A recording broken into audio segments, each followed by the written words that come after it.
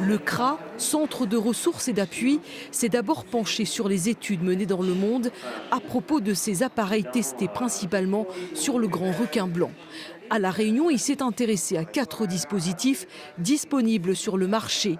Et c'est dans un bassin où il a recréé certaines conditions de température et de salinité qu'il a procédé à ces expérimentations.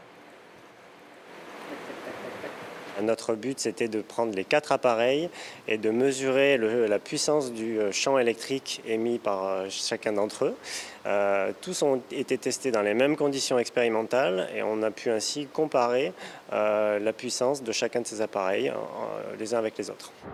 En procédant à ces mesures du champ électrique, le CRA s'est aperçu que le Shark Shield émettait les impulsions les plus énergétiques et intéressantes. Il sort clairement du lot.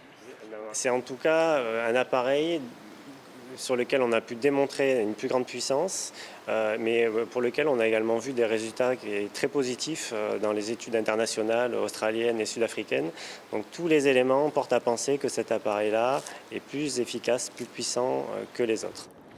Avec cette analyse comparative et les tests réalisés en mer, les pratiquants pourront faire des choix plus éclairés, selon le CRA. Le port d'un de ces appareils ne doit pas justifier une relâche dans la façon dans la vigilance que chacun doit avoir avant de se mettre à l'eau en choisissant ses conditions de mise à l'eau, conditions d'état de mer, conditions météorologiques, etc. pour réduire le risque requin.